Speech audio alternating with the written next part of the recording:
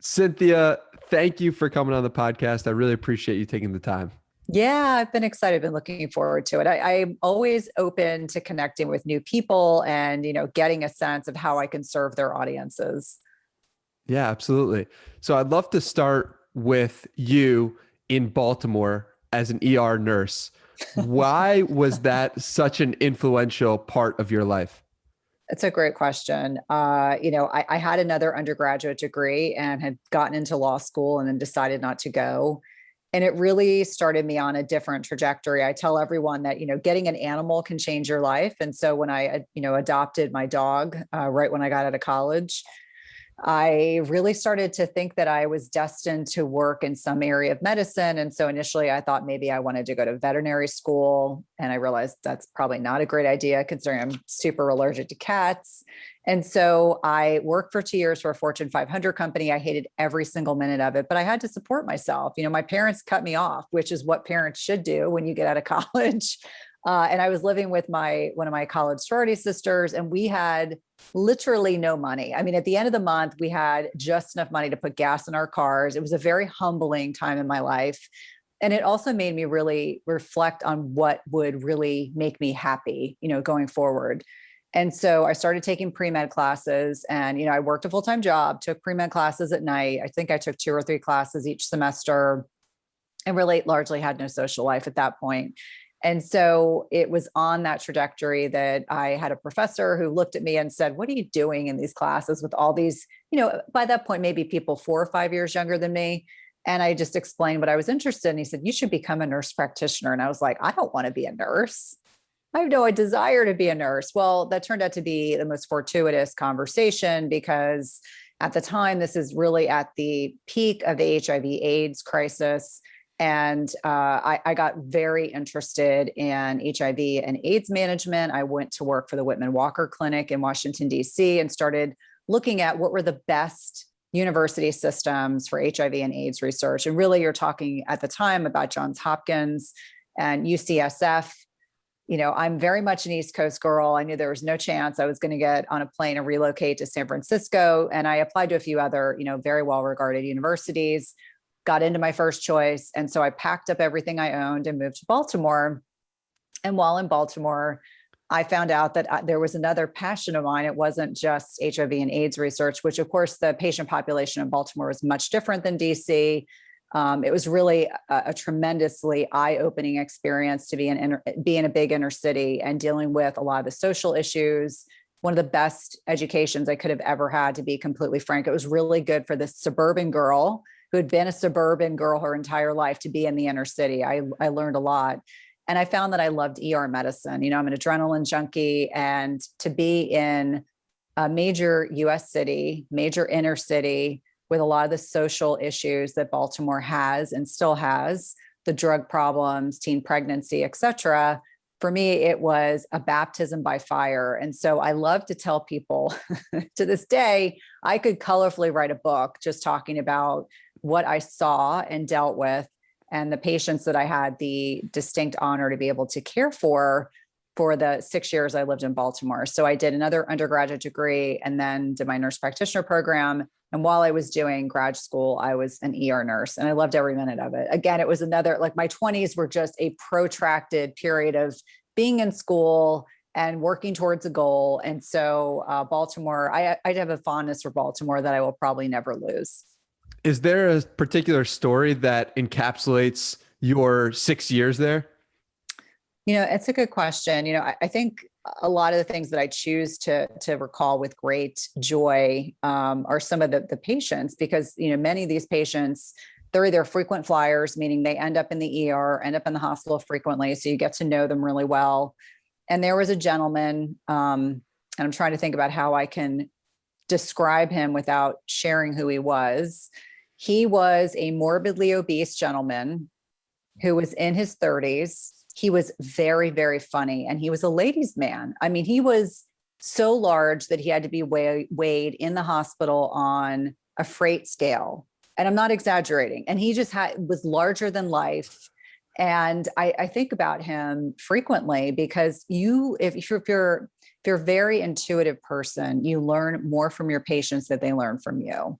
And so for me, on every level, he taught me so much about the culture, about how he grew up, about race relations, about political issues. And then on top of that, as a new nurse practitioner, I learned a ton about the health issues that he dealt with. And then, he had this incredibly humorous side. Like he always kind of made fun, and not in a kind of in a slightly self-deprecating way, but when you are 400 plus pounds and you're shaped like a gumdrop. So imagine like he's just a very large individual.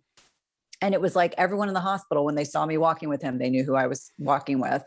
And, on so many levels, like when I think about my years in Baltimore, it's really typified by him. But obviously, when you work in the ER, you see a lot of tragedy, a lot of trauma, a lot of child abuse, a lot of, just abuse that I tell my kids, there's the stories I can share. And then there's stories that I will take to my grave because they're just so disturbing that it takes a lot of work to get beyond what you've seen. Because it's very hard for those of us that grew up in happy, healthy environments to imagine that there are people who do not grow up in environments like that and grow up with abject poverty and drug abuse and sexual abuse and all sorts of different traumas. But when I think fondly about my ER days and my first few years as a nurse practitioner, I think about this patient. Unfortunately, because of HIPAA, I have to be obscenely careful about how much I disclose. And so there are plenty of people like this individual in Baltimore. So it's not as if I'm pointing a finger at him. But I think when you have the ability to help care for people, really one of the huge benefits is that you get to have like insights into people's, emotional, physical, psychological growth. And, if you're doing things right, hopefully they're growing and you're growing, you can grow together. And they may not even realize what they're providing you with. But I always say it's like that grounding is what allowed me to then move back to where I am now and be able to, view my whole world very differently. Like I tell my kids all the time, everyone needs to live in the inner city, at least for a period of time in your life, because you can't appreciate how comfortable you have it in the suburbs if all you know is that you have green grass and everything's very upscale. And, you don't ever have to worry about being street smart. Like that's one of the things I tell my kids. I think my years in Baltimore are so much a part of me now that I've always kind of got I'm always kind of looking around, making sure I know where I am. I don't take anything for granted. And I think a lot of people do because they're just so comfortable. We're a nation that is very comfortable. How do you mentioned these stories about that you're going to take to the grave because they were so shocking to you or so disturbing in some way. How do you compartmentalize that when you're going about your day-to-day life? So when you're not working, you're not thinking about all those situations. Well, I know there were specific circumstances where they had to bring in grief counselors for the entire nursing and medical staff because it was just so traumatizing. I think a lot of healthcare providers, and I'm going to speak to nurses right now, but this applies to anyone who works in the healthcare arena. They can become emotional eaters. They can become substance abusers. I think that people have to be very cognizant of the maladaptive ways they deal with feelings that make them uncomfortable, because that's really what it comes down to, whether it's horrifying, shocking, disturbing, emotionally heart-wrenching, or all of the above. If you don't deal with those feelings, you can compartmentalize them enough to get through your day. Because really, like as adults, when we're at work, it's like, suck it up, deal with what you have to deal with. And then you go home and you feel like you just fall apart. So I think for many people, they develop maladaptive behaviors. I know a lot of nurses have emotional eating issues, whether or not it's a byproduct of the stress of work or that was an issue that was there before. For me, I probably tended to be someone that just needed to have a lot of like downtime. And as an introvert, I always say like I'm either on or I'm off. Like when I'm my introverted kind of nature, I just know that I need to maybe I read a book, maybe I go to the gym. I just know what I need to do. And then I think it gets to a level for some people, they have to talk to a professional, and there's no shame in that. There've definitely been, I always say I've done therapy throughout my lifetime, but I'm probably even more vocal now saying to people, like, it's okay to say you're not okay. Like we're kind of conditioned that we keep our feelings bottled up and that will just come out in other behaviors. And so I think for many people, it's really a very personal choice. I think most of us probably buried it because we were all in grad school, working really hard to pay our bills and, just get through our 20s. I would say survive our 20s, go out occasionally because we didn't have a lot of free time. But I think for most people, they have to find mechanisms to blow off steam, to do it in a healthy way. Unfortunately, I think a lot of people, through a byproduct of just trying to get through life, they just bury their feelings and it'll just come out in other ways. Why do you think that therapy was stigmatized in the past? I think there's started to be an opening up of that over the past 5-10 years, maybe, but why do you think in the past it wasn't that way? Well, I suspect oftentimes because people didn't really understand mental health in general. We understand so little about the brain. I mean, we understand quite a bit structurally, anatomically, physiology wise, but I think it's so much less tangible than like you can open up someone's heart and look at their heart. And yes, you can do brain surgery, but I think for many people, they don't really understand. They don't think of like a cancer diagnosis, like major depression. They don't think about bipolar disorder in the same way that they think about someone having, reflux disease. They don't think about it the same way as someone has terrible arthritis. They don't think about it the way that they would think about, depression. And so I think because it's less tangible per se, that's why it was poorly misunderstood. I think now psychiatry as a whole has gotten much more savvy. I just interviewed a really amazing, she's a psychiatrist at Harvard, but she's really focused on food, like nutritional therapy as the first line for treating psychiatric illnesses, which gives me hope. I think that on many levels, we've gotten much more savvy understanding the interrelationship between nutrition and neurotransmitters and the impact on the brain. But I think there's also this degree of shaming, like people hid the mentally ill. People put them in a sanitarium. I mean, I can't think of a worse name. When you look at the mental health industry, it was always this kind of, it's shameful to talk about your feelings. It's shameful to talk about depression. And yet for many people, this is part of their lives. And so I think so there's many pros and cons to how social media in many ways has destigmatized many things. This might be one of the few things I would say I think is beneficial is that people are getting their voices heard, whether it's through video or other modalities on social media. I think it provides the general public with more exposure to certain health issues. And in my mind, because I went to a big teaching hospital, I didn't think about anxiety, depression, bipolar disorder as being any different as anything else. At one point I worked at a hospital that was across the street from one of the leading psychiatric institutions in the United States. And so we did a lot of intake for them. So I got to see quite a bit of the kind of range of psychiatric illnesses. And so in the back of my head, I would say, wow, like give me a heart attack any day, because the person that's dealing with being manic and really bipolar is really struggling right now. And yet, because people don't understand the behavior, they're like, it's almost as if, 20 plus years ago, if you had a heart attack, people are like, okay, I get that, but I don't get the bipolar behavior because it's less tangible. And so on so many levels, I think, the growing awareness, the growing exposure for people to, viewing other people's experiences, I think has allowed for there to be less stigma. But I agree with you. There's a lot of things that have improved over the last 5 to 10 years, but I think we could do an even better job, because there are still people that are very ashamed to talk about their diagnosis or what they're struggling with, or they're fearful of judgment, and they're not getting the help that they need. And I would be the first person to say that the first step is owning your feelings and owning how you feel so that you can get the assistance that you need. There's no point in people suffering in silence. There's been so much of that for far too long. Yeah. How could we do a better job of making it more inclusive for people who have mental health issues to come forward or to talk about their problems? Yeah. I mean, I think we have to be talking to our kids when they're young so that they understand, so they're processing feelings, because it goes back to the same thing. I mean, kids in many ways, not every child, but I think a lot of children grew up in neglectful environments. And so they don't have the foundation to be able to express their feelings, to feel safe sharing their feelings, to feel comfortable doing that. I certainly live in an area of the country where there's a lot of pressure on kids to live a certain way, be a certain socioeconomic status, go to the right college, the right university.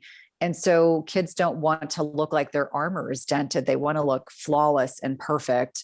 And so I always say to my kids, like, you're perfectly imperfect, as am I. And that's, we're not meant to always have all the answers. And so I think it really starts when children are young and allowing the opportunity to express themselves and to do it in a healthy way. I mean, obviously, a lot of it's age dependent. I have all boys, and I can tell you that they have no problems expressing themselves on any level, which is sometimes to our detriment. I think at some points I'm like, okay, time out. I don't need to know all that. Time out. But I think that people have to feel safe. There needs to be opportunities, whether it's with someone's primary care provider, the pediatrician, mental health professionals. I mean, now at least, mental health has evolved beyond just psychiatry. You've got psychologists, you've got social workers, you have licensed therapists, all of which collectively fill the need. There aren't enough people going into mental health fields, especially for pediatrics. I mean, I was talking to a colleague the other day, and she was saying, like, if you wanted to make $1 gazillion, not really, but if you wanted to be in a very profitable specialty right now, she said, pediatric psychiatry, they are struggling right now to have sufficient amount of practitioners because a lot of people are retiring. Let's be honest. The pandemic has not done any benefits for healthcare providers. A lot of people have left. My gastroenterologist, who's only in her 50s, just retired. She just said she couldn't handle the added stress of all the other things on top of the pandemic. But I think we're losing a lot of healthcare providers for a variety of reasons, but not enough people are going into the pediatric field. So I think it starts with parents, it starts with families, it starts with communication and, creating environments where kids feel comfortable articulating their feelings. And it goes, even to adults. Like, we may not get the skills as children, but as adults, we can absolutely learn the skills. I always say, like, I don't give up on anyone. I think it's really important for people to know that we can shift our perspective, shift our mindset, change the way we view the world at any point during our lives. You just have to, seek the teacher, as they say. And I always say that I think it's important for us to be lifelong learners. So irrespective of where you are in time and space, there are absolutely opportunities to learn and to benefit from that. How do you find good teachers? Because in today's day and age, there's so much information out there. There's so many people posing as teachers. Mm-hmm. How do you find a good teacher in any particular area you want to improve in? Great question. I think it requires a bit of research, meaning it may be that you dive down 10 different rabbit holes and you follow and ascribe to someone that you look up to. It could be someone that's maybe a step ahead of you in the trajectory of where you want to go. It could be someone that's a different gender. I always tell people, like, don't get caught up in, I'm only going to follow the gender that I am, because some of my best teachers have been men. Like, I actually was telling someone the other day, one of my best business coaches I've ever had, I just spoke at one of his events in Montana. He was a male, and it's because he was just straightforward and just told me like it was, which is exactly what I needed. So I think, if you're still in school, whether you're in high school or college or grad school, look to your professors. I'm sure there's probably one that you feel very aligned with, someone you may connect with. If you are, working for a company and there's someone, in your area that you just connect with, I think it requires a little bit of introspection on your part, because each one of us might need something different from a mentor. I've always had mentors throughout my lifetime, perhaps unknowingly in some ways. One of them ended up being recently was someone I interviewed on my podcast 2 years ago. We connected. I actually brought my son to see her as a clinician. They connected really well. And then she and I developed a friendship beyond that. And she has served as a resource person for me. And, just being open-minded, seeing people that are ahead or where you want to go. Like, obviously being an entrepreneur, I'm always looking at people I can look up to. They don't necessarily have to be older than me.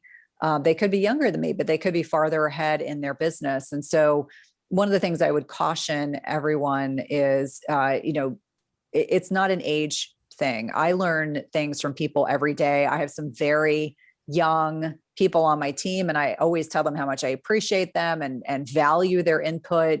It is not about age. It is about what can you learn from that person? What can you teach each other? Being open-minded. Like, I hate when I hear people that are my own age say things like, oh, I'm too old for that.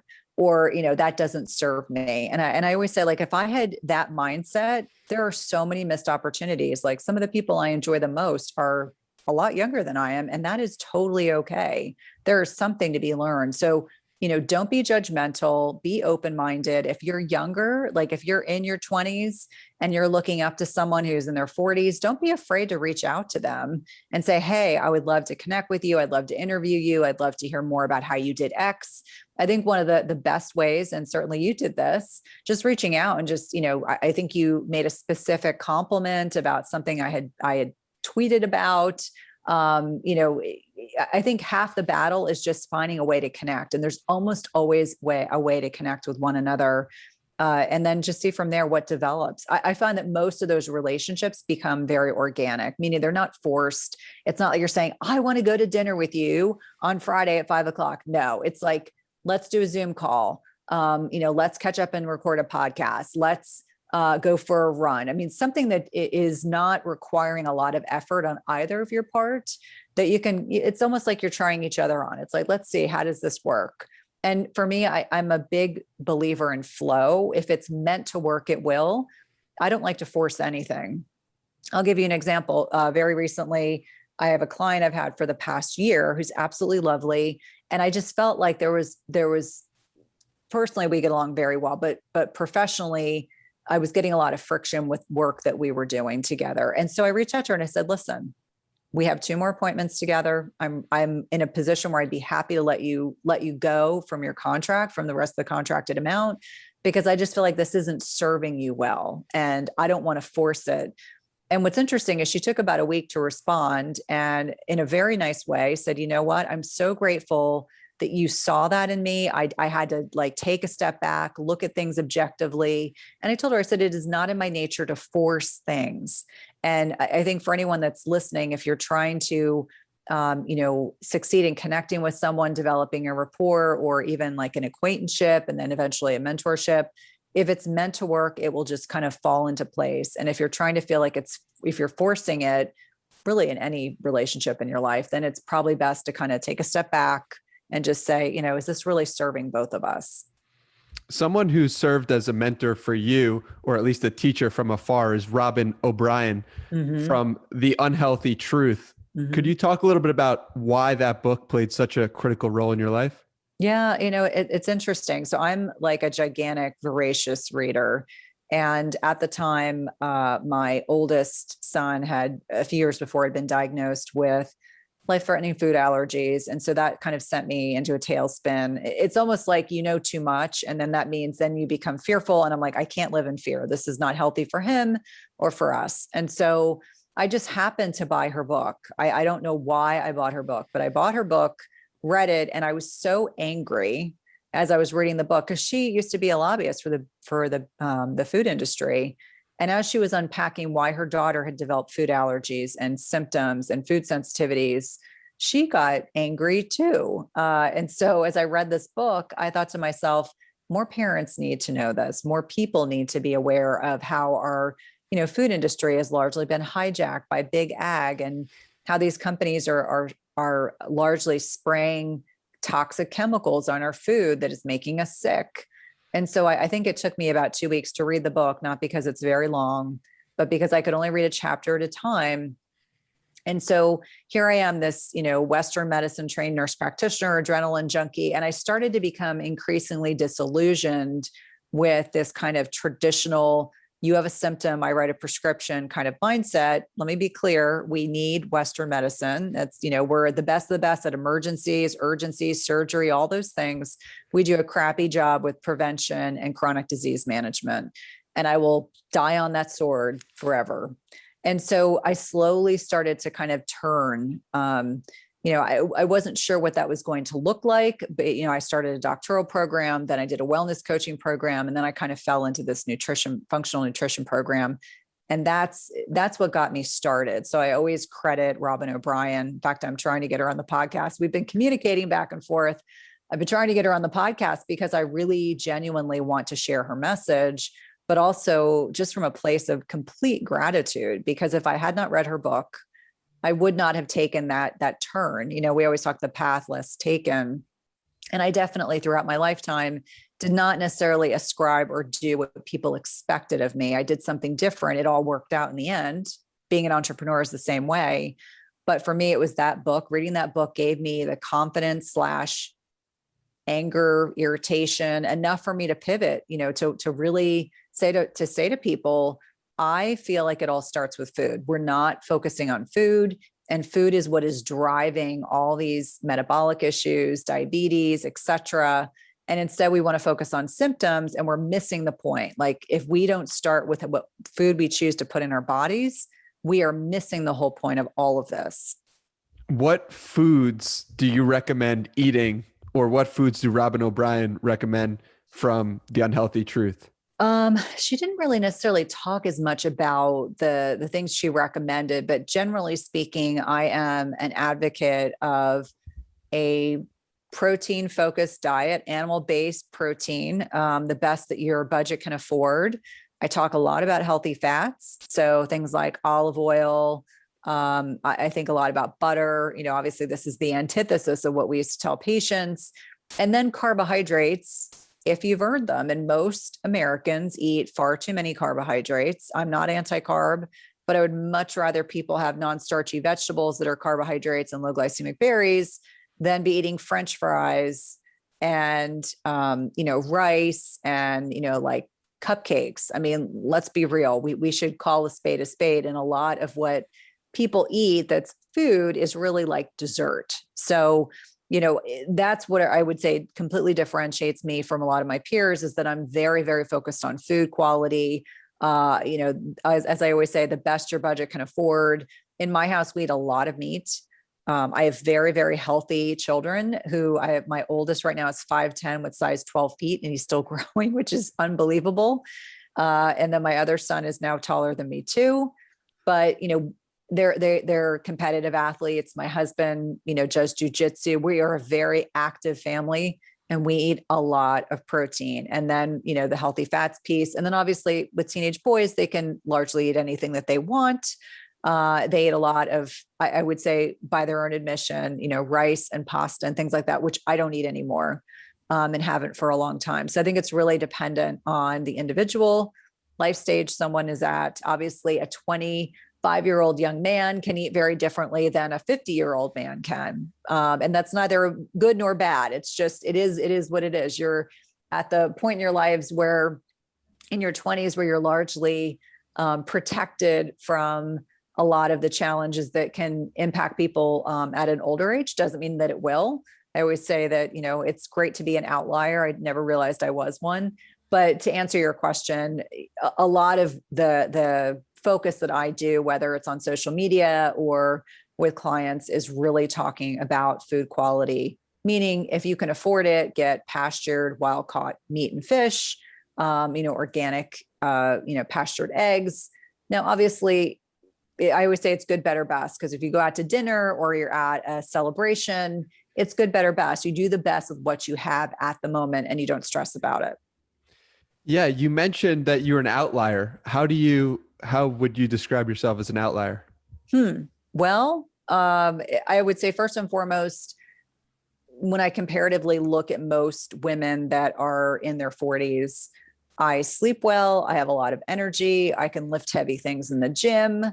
I maintain my weight. I am metabolically flexible. I eat twice a day. So just in those, kind of qualifiers alone, that puts me in a very small percentage of people. I think that and it's not a judgment. I just don't think we give men and women the proper information. And is it any surprise that people are confused? So what I find with most men or women in middle age is that they aren't the weight they want to be. They sleep really poorly. They don't have any energy. They're full of brain fog. Their labs, like the labs that they do through their healthcare provider's office, are all abysmal. They drink too much. Hopefully they don't smoke. They probably don't exercise, or if they do, they're doing the wrong types. Like the chronic cardio is generally what I'm speaking to. Movement is great. Like I say, if you walk every day, that's awesome, but you got to lift heavy things and you probably need to do some stretching. But I think those things alone impact so many people in such a negative way. So I say people that are in their 40s are acting like my grandparents probably did in their 70s, because their quality of life is really just so poor. And then add in the fact that most people are eating highly processed foods that are hyper palatable, meaning it's very hard to just eat one. The old adage, whether it's about Cheetos or Doritos, I can't recall, but it's impossible to eat just one. Well, the food scientists make it that way. So the less processed foods you eat, the less addicted you will be to food. Ergo, you will probably not have a weight problem. And so, it's the cumulative net impact of all those symptoms that I just described that are a source of frustration. And it really makes me very sad when I talk to people who are like, oh my God, what do you do? And I just say, well, I probably have lived this lifestyle for a long time. So for me, I don't necessarily think about every little nuance, but I would say that I've always been someone, and maybe that's the healthcare provider in me. Like I can be very regimented, because in healthcare and in medicine, there's certain things you just have to do a certain way that aligns with my personality. I'm not a rebel. I tend to be someone who can be very organized and efficient, but I recognize, like in my lifestyle, like the way that my husband and my kids and I all live, we are very happy going to bed by a certain time. We are happy getting up in the morning and exercising. We are happy making the bulk of our food at home. That's not a hardship to us, but to other people who live very differently, that might be very challenging to do. And so a lot of the work I do is kind of showing people how to make small changes that will have big impact. But I would agree that most people struggle with a lot of the things that I just referred to. I went to my high school reunion a couple of years ago, and I can assure you that I was like, wow, we're all the same age and we all look very, very different. And it is not a female male thing. It is not an ethnicity issue. It is a lifestyle piece that is impacting people in really profound ways. So how do we get people from living that way to more living like you, I guess?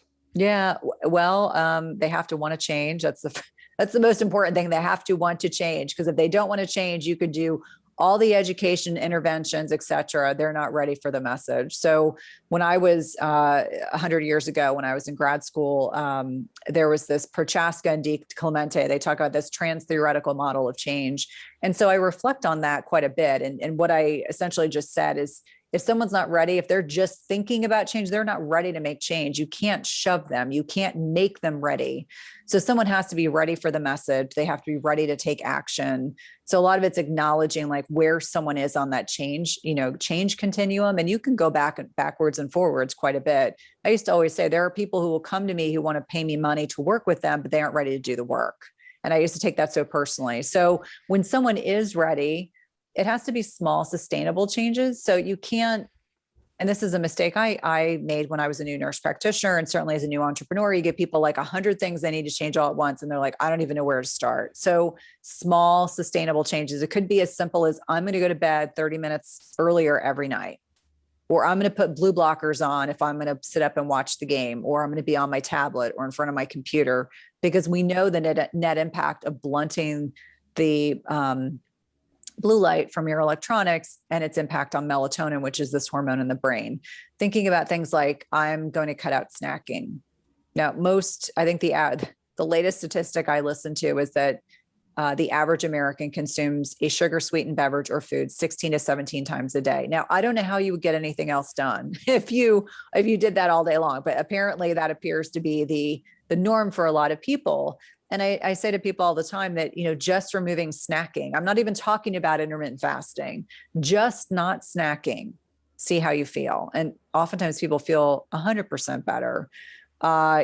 These are like small, simple things that people can do. Or if someone's not physically active, encouraging them to walk for 5 minutes a day. I mean, everyone has 5 minutes. I don't care who you are, where you live, everyone has 5 minutes a day. And then kind of, slowly increasing it from there. The problem that most people do is they try to do too many things too quickly, or they feel deprived and then they can't sustain the changes. And I remind them that lifestyle changes are designed ideally to be things you can do throughout your lifetime. So if it's too restrictive, like there's something called the Whole30. I'm not sure if you've ever heard of it, but it's no gluten, no grains, no dairy, no soy, no alcohol for 30 days.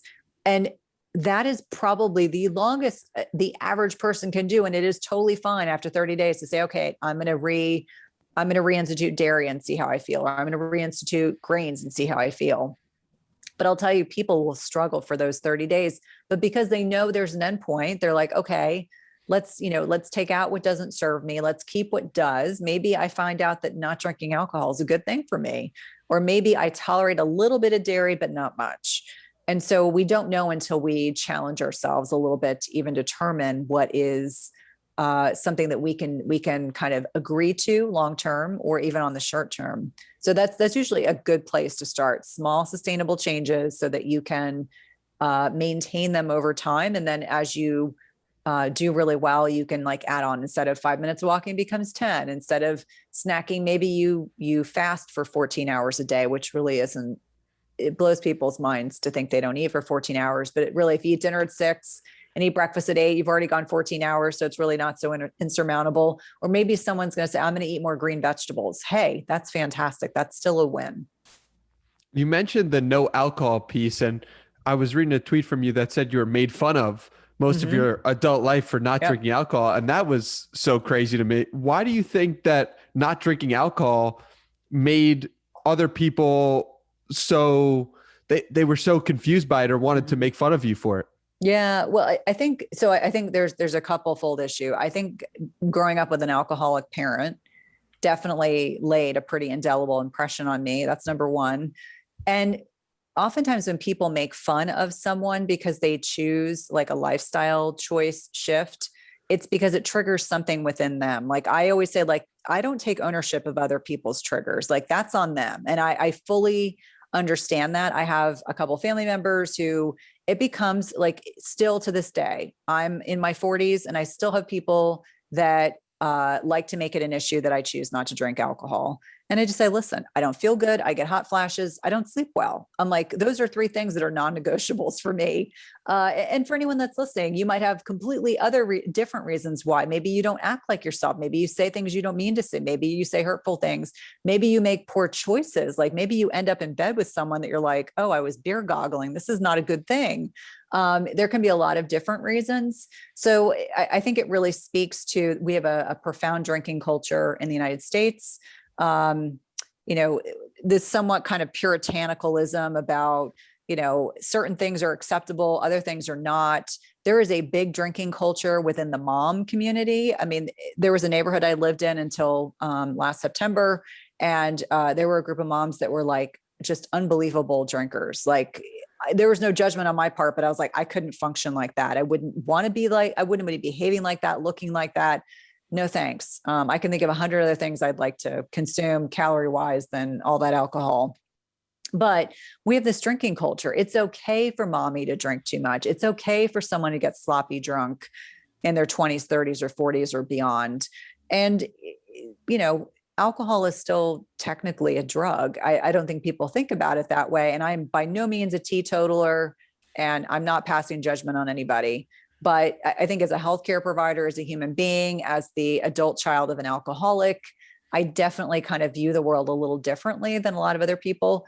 I can tell you that I definitely got made fun of a lot in college. I mean, it got to the point where I had to have some pretty serious conversations with people to say, like, I've seen out of control drinking growing up. I don't need to see it like in my friends or in people that I hang out with. And if you can't respect that, then that's your issue. But yeah, it has definitely been a pretty consistent theme throughout my adulthood. And, I'm actually grateful that my parents instilled in me a lot of confidence that I would stand up for myself and just say, this doesn't serve me. And I felt comfortable doing that. I didn't feel as much pressure as I think a lot of my peers did to get ridiculously sloppy drunk. I hold my breath when I think about when my kids go off to college and try to talk to them about that. Like, you do not have to do things that make you uncomfortable. Like, there's a difference between I'm taking organic chemistry and this is really intellectually rigorous, being a challenge, versus I'm pledging a fraternity and someone wants me to drink a whole bottle of grain alcohol. Like that's very different, at least in this mom's opinion. So yeah, I think there's definitely this drinking culture that people feel an inordinate amount of pressure to kind of go along with what everyone else is doing. And even at my age, like, I don't think it's just a byproduct of teens and 20 somethings. It is definitely something I've seen throughout my lifetime, and it's not getting any better. Like, I don't think it's any less pressure laden than what I saw even when I was in college years ago. You mentioned having difficult conversations. You had to have difficult conversations with your friends, and Mm-hmm. who knows, you might be having difficult conversation with your children when they go off to Mm-hmm. college. How do you approach a difficult conversation to make the most out of it for both people? Well, I think you have to come to it with the best of intentions and be very clear about what you are trying to communicate. Because when people get defensive, they're not going to hear the message. And so uh, my hope and my intention, it always comes from a place of love. And I know that I've had conversations where I've just had to say, listen, I'm not comfortable having this conversation, but it needs to be had. And I think the best way to do it, and this is where I'm probably more like a guy, I think the best way to do it is just to say it, like eat the frog, just do it and get it over with. And 9 times out of 10, it's not nearly as uncomfortable as you think it will be. But I think just kind of laying the groundwork and saying, I just want to have an open, honest conversation. I want to make sure we're on the same page. I want you to understand where I'm coming from. I love and appreciate you. Sometimes I've come to find out that when people are like ready to hear that message, or they understand you're coming from a place of love, you're not coming from a place of judgment, you're not coming from a place of, trying to create the dynamic that people feel less than. Even with my kids, I'm constantly amazed having teenagers that when I start having those conversations, and I'll say to my husband, like after the fact, okay, well, that went well, or, oh, that didn't go well, I won't do that again. But I think you have to be very clear about where your intentions start from, and that you want this to be open and honest. And you recognize this might be uncomfortable. This may make your kid cringe, or maybe your loved one doesn't really want to hear it. They don't want to take accountability. And sometimes I just have to say, this is not about you. This is about me airing, my concerns, coming from a place of love, wanting to communicate a concern that I'm seeing, or, unacceptable behavior, or concerning behavior. And so I find when you come from that place, and then also being pretty conscientious about timing. Sometimes when we want to have those difficult conversations, we just want to get them over with. It's like, let me just get it over with. I'm going to vomit all over someone and then I'm done. I don't have anything else to do with this. I come to find out it needs to be when everyone's like calm and mellow. We're not rushing. I don't want to be distracted. I don't want the dog barking. But I think all of those things can definitely ensure that you have a productive conversation. It may not be the outcome you want, but certainly you can walk away knowing that you entered into the conversation with good intentions. I like that. So kind of switching gears here, I want to talk about the spiritual experience you had when you were on the brink of death. And that sounds real, but from how you described it, it seemed powerful. And I'd love for you to share the story here.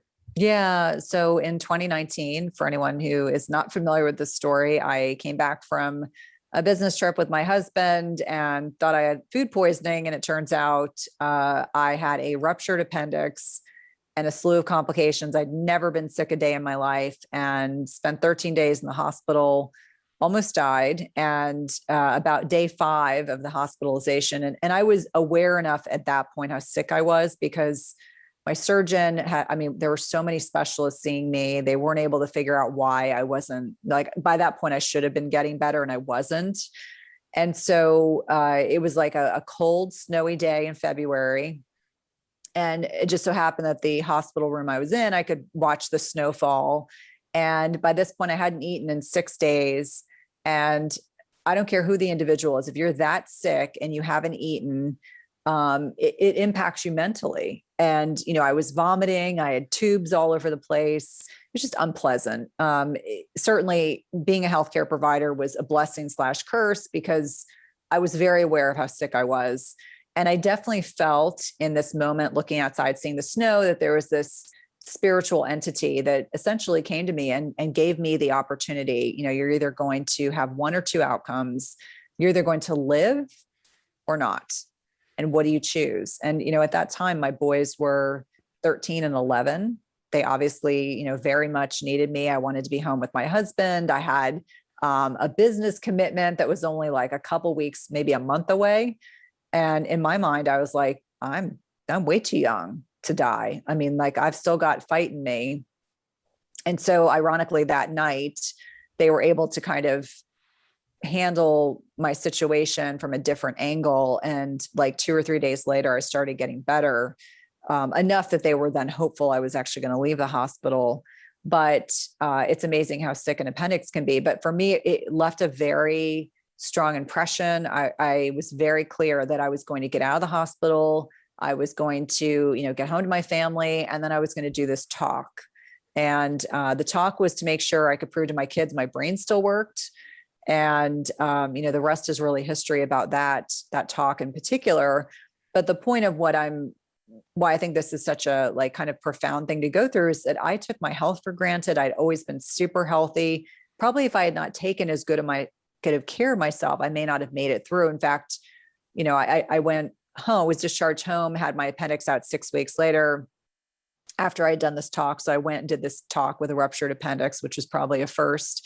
And I remember my surgeon and I cried at my post-op visit, because she said, if you had been anyone else, you would have died. And so, to have never really been faced with your own mortality is really, really, really humbling. And I say this, like, nothing scares me. Like, I tell people, not that I was ever a fearful person before, not by nature, but now it's kind of like, I want to live big. Like, my husband and I are taking an incredible trip in September. And I remember saying to the kids, I was like, I just don't believe in holding back now. Like, after that experience, it's like, if my life had gone poof and that was it, had I done all the things I wanted to do? And the answer was no. So, I think from that perspective, anyone, if you go through a tough time, you go through a serious illness, I think you're given options, you're given choices. And I definitely chose to live.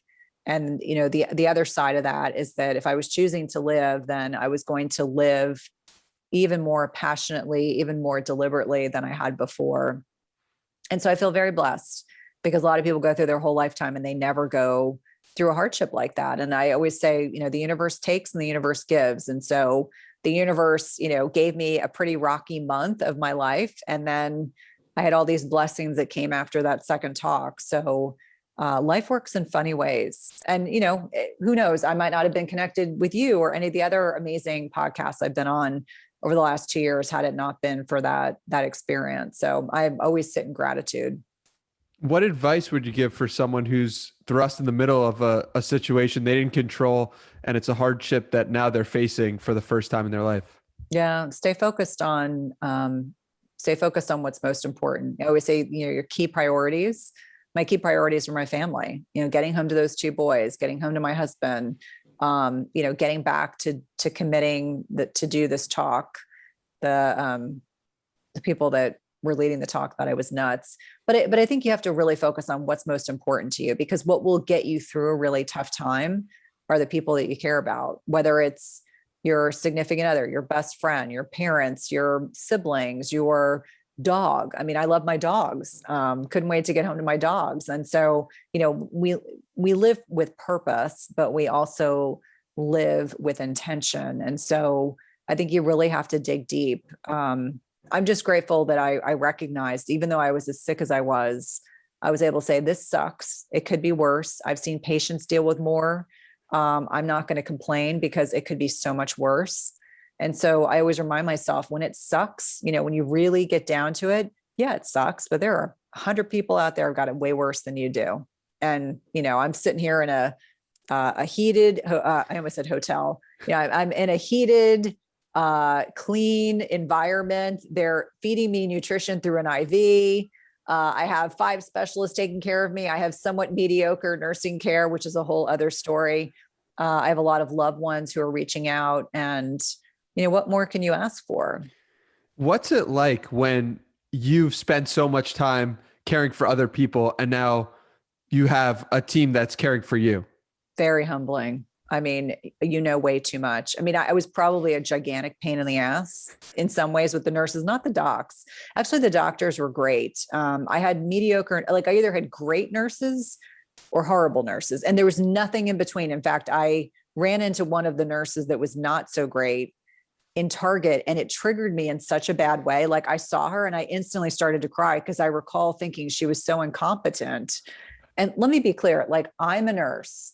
My standards are ridiculously high. This was just people who probably should like do something else with their lives because they just don't have that compassionate edge or bone. It's really hard because my brain never really shut off. So I was able to recognize, like, I knew enough to know I needed to go to the emergency room because the pain I had was way out of proportion to what it should have been. I knew they weren't taking me seriously when I got to the ER. And then they only started taking me seriously when they got my labs back because I was in so much pain, I couldn't sit. I was just pacing. I knew that I needed to be my own best advocate because they initially wanted to take me right to surgery. And I begged them not to because I didn't want to have my colon removed. Because if I had my colon removed, I'd be wearing a bag outside my body for the rest of my life. So it's a blessing and a curse. I knew a lot. Obviously, I'd never personally dealt with a surgical emergency in my own body. So that was very different. But you almost get dissociated from your body because it's like everyone's talking about the body and you're like, I'm in it. And everything they're doing hurts. I had so many procedures in the hospital. I had drains put in, I had abscesses, I had obstructions. I mean, I had all these, I had this, inflamed this, inflamed that. There were so many things that were wrong with me that you almost dissociate from your body because you can't believe you're in this situation. It's like, is this really happening? So I think it's twofold. I think most healthcare providers are control freaks because they're used to being in control and you have to surrender. There was a lot of surrendering because if I wanted to control my environment, I wouldn't have been able to heal. And so when I had really, really good nursing care, I just was so very grateful that people were so kind and so compassionate and so good at what they did. And so I happened to have like 2 women. They were generally night nurses, but I had the 2 of them. They've since become women I stay in touch with over social media. And even the interventional radiology nurses were fantastic. But just, sit in gratitude. But yeah, it's very hard as someone that likes to be in control to surrender. So if you're in a situation you cannot control, sometimes you have to let go and surrender, because if I had not done that, I would not have healed. I'm completely convinced I would not have healed the way I did if I stayed like so wanting to be in control of everything. What separates a mediocre nurse from an excellent nurse? On so many levels: intellectual curiosity, aptitude, the desire to continue learning, being compassionate, being caring, being loving. Even as an ER nurse, I was all of those things, but a constant strive for excellence. And unfortunately, I think healthcare has changed so much over the last 20 plus years that a lot of really good people are burned out. And so I don't want the message to be anti-nurse or going into healthcare. It's just healthcare has changed so much that most, if not all, people are working longer hours, working harder, less resources, worse pay. And it's a hard job. I don't care, where you work as a nurse, it is a hard job. You see things that are upsetting. You have to go home to your family. Certainly with the pandemic, you had a lot of people who were worried about, all healthcare providers worried about bringing things home to their families, getting their family members sick. So I think what makes a nurse a good nurse is intellectual curiosity, a desire for excellence, being compassionate and caring. And then, knowing what you don't know. Like that was one thing that freaked me out when I was a new nurse, and certainly as a new nurse practitioner, was what am I going to do if I don't know the answer? And so all my preceptors used to always say, we're never going to be worried about you because you're going to know when you don't know. And it's enough to say, like, something weird's going on with this patient. I don't know what it is, but something's not right. And that kind of sense of foreboding or that sixth sense, or, the thing that would make your hair, your hair stand up on your neck or on the back of your arms, pay attention to that. Like there's something called an impending sense of doom. And so years ago when I was an ER nurse, sometimes patients would come in and they didn't look all that sick. And they would say, I have a feeling I'm going to die. And I was always taught, if someone says that to you, take it very seriously, and I'll be damned if that patient didn't circle the drain and something horrible would happen. And so I had that sense of feeling when I went to the ER that first night. And I remember telling my husband, if they don't figure out what's going on with me, I'm going to die. There's no question. And I'm not a dramatic person by nature at all. And so I think it comes down to, like, as an individual, just really trusting your intuition, trusting how you feel, irrespective of whether or not you're a healthcare provider or not, that kind of inner sense of, letting something's not quite right, paying attention to that, irrespective of where you work or what kind of field you work in or what you do on social media or not. I think it's really critically important to listen to that inner voice, because it has generally not guided me poorly throughout my lifetime. How do you get better at improving your own intuition? I think it's a practice, like anything, like most things, that it's helpful if you tune out the noise. Like I think most people are not comfortable with their thoughts. They have to be constantly distracted, whether it's with a podcast or with something they're streaming on their device or music. It's like they can't just be quiet and listen to their own thoughts. And so meditation's really good at this. I think meditation is one of those gifts you give yourself. Initially people are like, I can't quiet my mind, I can't do it. Well, I'm not saying go meditate for the first time for 30 minutes, but you can meditate for 3 minutes or 5 minutes or 1 minute. I think being very attuned to your body. I know for myself, I mentioned earlier that if I have to feel like I have to force something, it's oftentimes a sign that it's not right. And so for me, anytime something doesn't work kind of effortlessly, I'm like, step back, let's reevaluate what's going on. So I think some of that comes with maturity, and maturity isn't necessarily age related. I think there are some very wise young people that I know. I think that you just have to tune out the distractions to pay attention. And that is what a lot of people are lacking. We numb ourselves with food. We numb ourselves with social media. We numb ourselves with electronics instead of paying attention. Like, this is funny and relevant. My car is getting serviced right now. And so when I drove over, I was like, oh, I just need new tires and an oil change, just so I'll be there for an hour or two. So I brought a physical book, because sometimes I am old school and I will do that. And the guy behind the counter was like, I so rarely see people in here with physical books anymore. I think that's great. And I said, I try very hard. I'm very intentional. I always have a book when I'm in my car. I always try very hard to make sure that I am not on my phone all the time, because it's very easy to just be distracted and not be present. And even more so because I have children. I'm actually grateful that smartphones weren't really a thing when they were younger. More so for me, because how many parents do you see interacting with their children and they're like on their phones and their kids are like running around? And I have boys, and boys just tend to be daredevils and they jump off of things. They do all sorts of craziness. And I'm like, my kids did plenty of ER visits way before smartphones, before I was ever distracted with a smartphone. So I sit in gratitude that they're of the age that, that kind of preceded or actually came after them, the advent of a true smartphone. So I think you really have to lead with intentionality, and you have to be less distracted in order to pay attention to that inner voice. You mentioned how to question if it doesn't come effortlessly, something doesn't come effortlessly, but so much of life, like the meditation or lifting weights, lifting heavy weights, probably doesn't come effortlessly to someone at first. How do you listen to that inner voice while still doing difficult things if it's necessary? Well, I think there's always a period of time when you're doing something new that it's going to be harder than it will be eventually when it becomes, you don't have to think about every little thing that you need to do. Like when I'm going to do heavy lifting, I have to have these things with me and I have to think about safety and this and that. And then it becomes more intuitive. So that is very different than what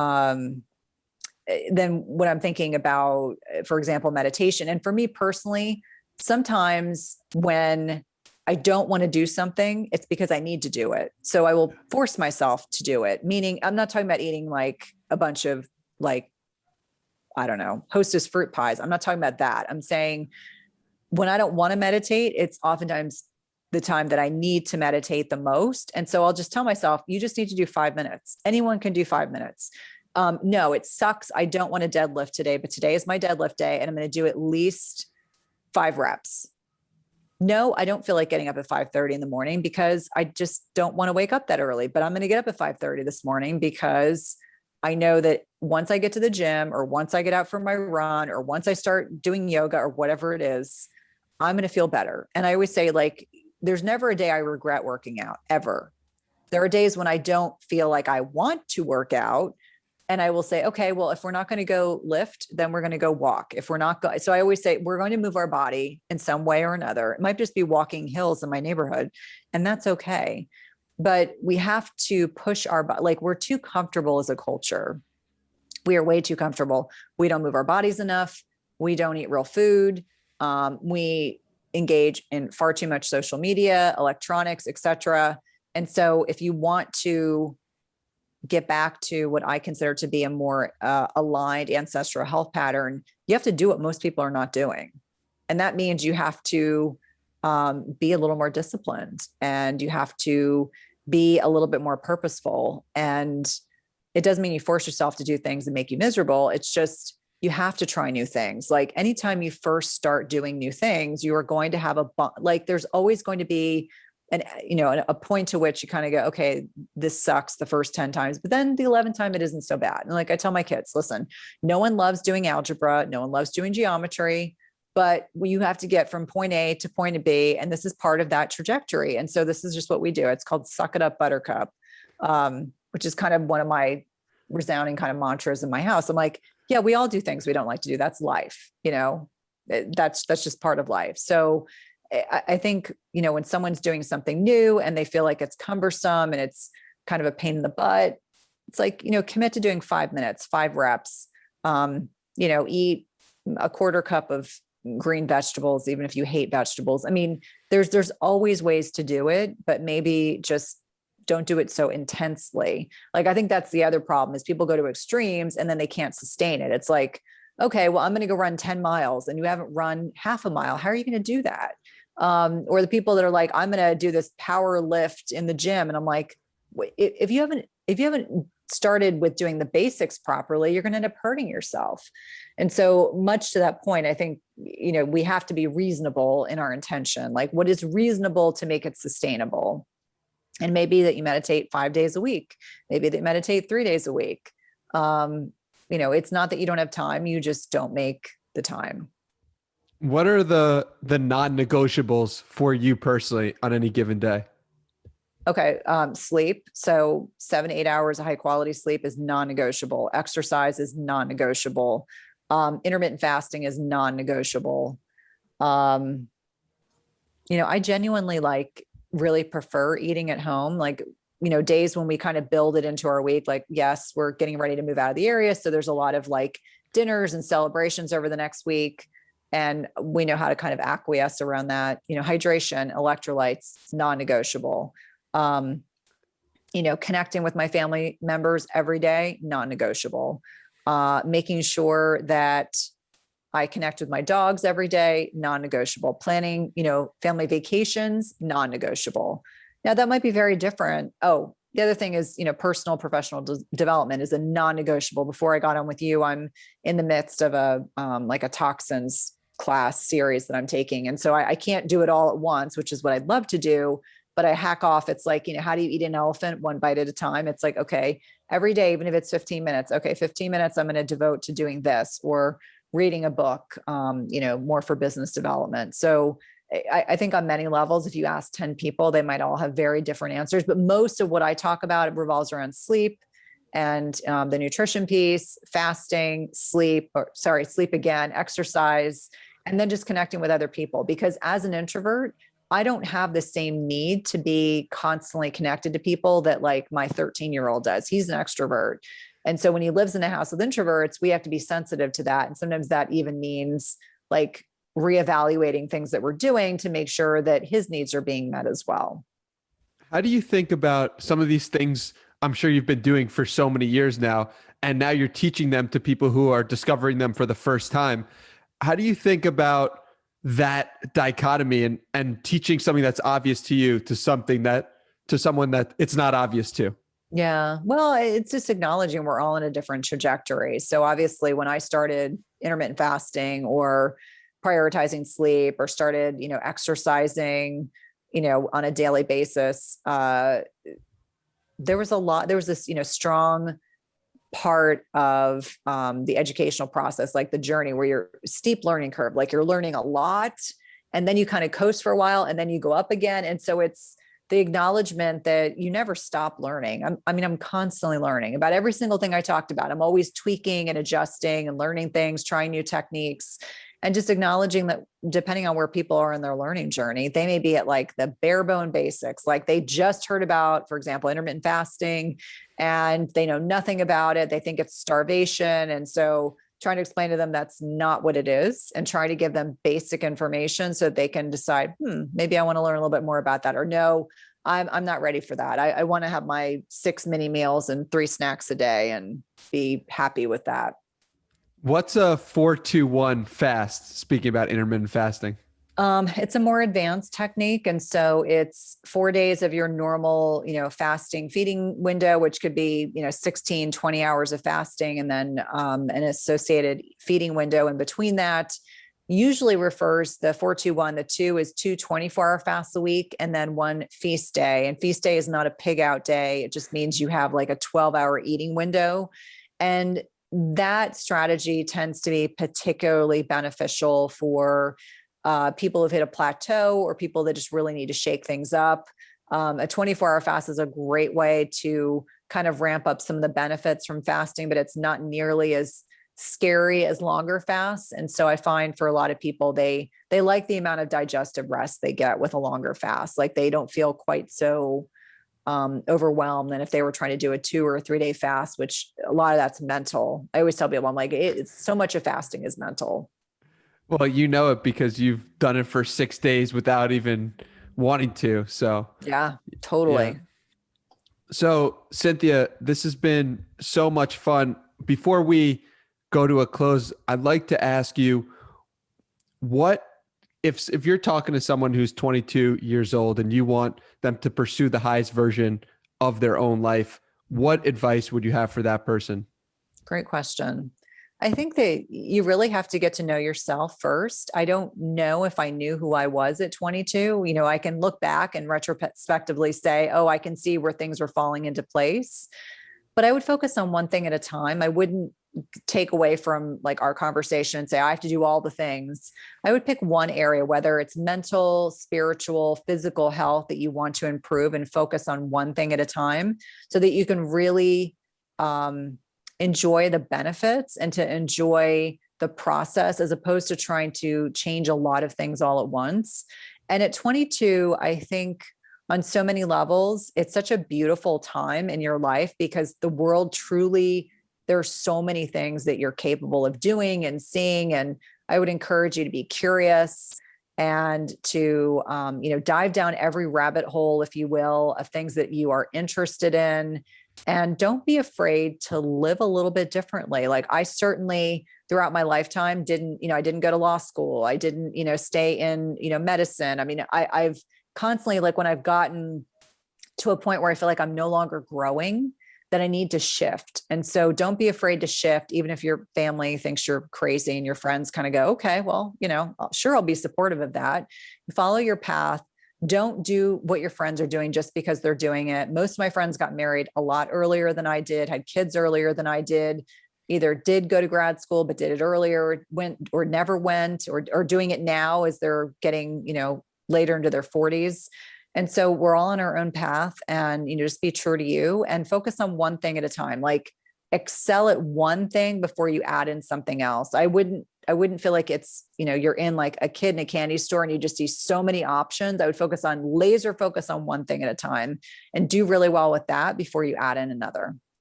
That's incredible advice. And this has been such a great conversation. Where can people find more from you, Cynthia? Thank you. So www.cynthiathurlow.com is my website. I have a podcast as well called Everyday Wellness, where I have the opportunity to connect with amazing health and wellness professionals. I'm also active on Instagram, Twitter, Facebook. I have a private Facebook group that's intermittent fasting focused. You're obviously, and it's a free group. You're more than welcome to join us there. I always say it's a good place to kind of pick my brain. Both my team and I are in there, but every once in a while, someone will throw out like a zinger question, and my team's like, "What?" So, but yeah, I'm active on Instagram and Twitter and Facebook, and it's me. My team kind of posts for me, but I'm the one interacting. So come check me out. We'll put those all below. Thank you again, Cynthia. I really appreciate you taking the time. You're so welcome.